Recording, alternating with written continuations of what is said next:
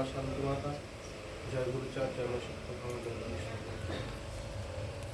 যারা যে সমস্ত ভক্ত দূর প্রান্ত থেকে কাঠালিয়া ঠাকুরবাড়ি উপস্থিত হয়েছে, সকলের কাছে আমার ভক্তিপূর্ণ প্রণাম রইল।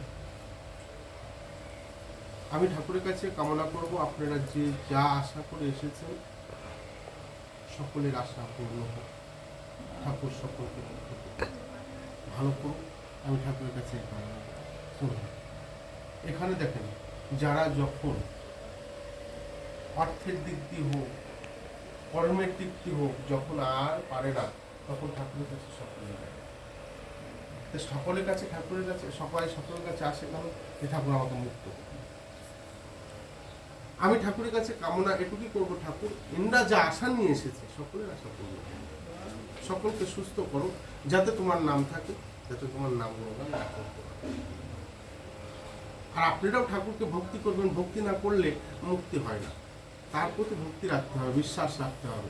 এসেছেন, দেখেন আজকে মা বলছে কি আমি ভালো লাগছে, অর্থাৎ PT9 ছিল যার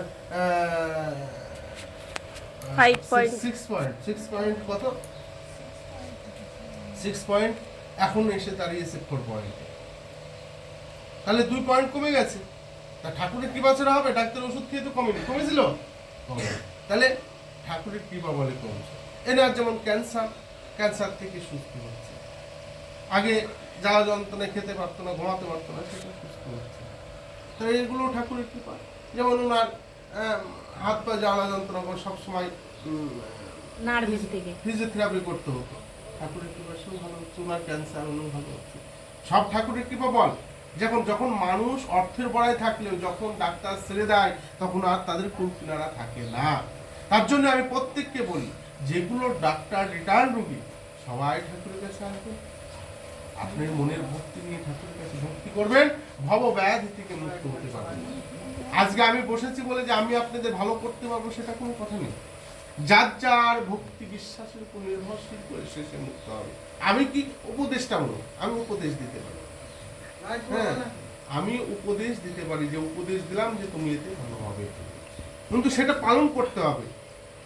আমি বললাম বলে যে তুমি ভালো হয়ে যাবে সেটা না। 100টা রোগী দেখলে 100টা রোগী আমার কাছে ভালো হবে না। আমি যখন ছোটখাটো রোগী দেখি না, ওই মাঝে ব্যথা, গায়ে ব্যথা, পেটে ব্যথা, যেগুলো ডাক্তার রিটার্ন করে দেয়, ডাক্তারের দ্বারায় আর সম্ভব না, সে সমস্ত রোগী আমি দেখি। তাও কি ঠাকুরের কৃপা বলে। আমার কোনো ওষুধ বিশুদ্ধ নাই, জল পড়া তেল পড়া ঠাকুরের কৃপা না হলে কোনো রোগ থেকে মুক্ত হওয়া যাবে, তাই না? যারা অর্থ নেই তারা তো ডাক্তারের কাছে যেতে পারছে না, তাদের জীবনটা কি হচ্ছে? তাই আমি চাই তাদের পাশে দিয়ে দাঁড়ানো, অর্থাৎ তাদের ঠাকুরের নামের গুণে তাদের ভবব্যাধি থেকে মুক্তি করার জন্য। সবাই আমাকে আশীর্বাদ করবেন, ঠাকুরের কৃপা